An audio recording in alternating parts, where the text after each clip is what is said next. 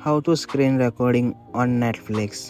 दोस्तों, अब जब भी नेटफ्लिक्स खोलते हो और आपको कोई मूवी पसंद आती हो, आप जैसे उस पर क्लिक करके स्क्रीन रिकॉर्डिंग करते हो तो आपकी स्क्रीन रिकॉर्डिंग को लॉक कर देता है और ब्लैक स्क्रीन आ जाती है।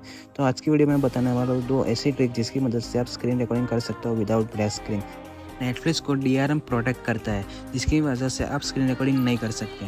और सबसे पहले ट्रिक है कि आपको चले जाना है किसी भी क्रोम ब्राउज़र में और वहाँ पे netflix.com सर्च करके वहाँ पे आपको आईडी पे लॉगिन कर देना है और आपको ब्राउज़र से ही उस आईडी को लॉगिन करने के बाद स्क्रीन रिकॉर्डिंग को ऑन करना है।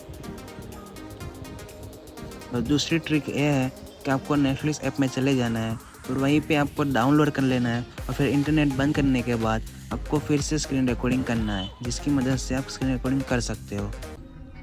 I'm tied up in a serial killer's basement. He said nightmare.